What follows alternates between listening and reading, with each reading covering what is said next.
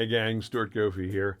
Welcome to the first in an 8-part series where I'm going to be looking into what might seem like familiar territory, but I encourage you to stay tuned because there's some interesting stuff here.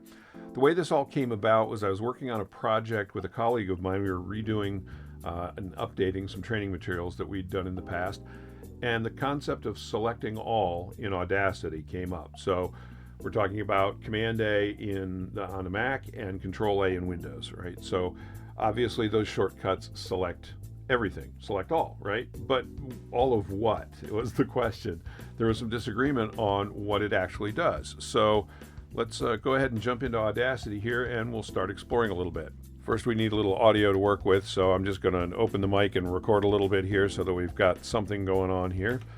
And now if we go to the select menu and do select all, which again is Command A on the Mac, Control A on Windows, then it selects everything in the track. So that's kind of what I expected, and I hope what you expected. What if we have another track though? If I come out here and record some more on the same track and have a separate clip, now what happens if I do select all? So I'll just do the shortcut again, and well, as I expected, it selects everything, all of the audio on this track, and the selection kind of, you can see, kind of extends over the empty space between the clips there. All right, so that seems to make sense so far, but now comes the part that got the discussion started in the first place, and that is, what if I have some audio on another track? So I'm going to record a clip down here, and just have it separate from the other two on this track.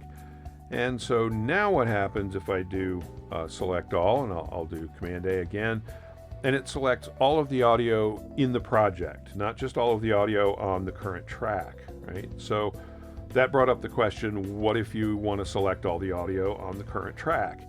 My favorite way of doing that is to just click in the track header. I like to use this little spot to the left of the scale. You can actually click anywhere in the track header where there isn't another control. And in earlier versions of Audacity, there's a select button here to kind of act as a target for that.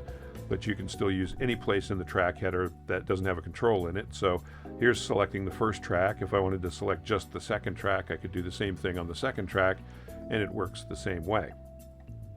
Now, what if I want to select all of just a clip?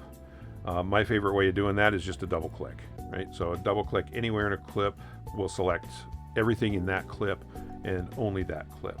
All right. Now, the next thing in the select menu is select none.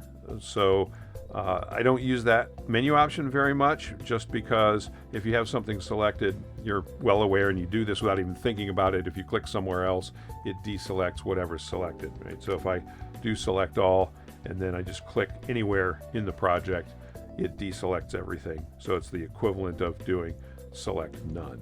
All right. So that's our first two options on the select menu, select all, select none. I'll see you next time. We'll dive into the tracks submenu and explore some of the options that are available there. I'm Stuart. Hope this helps.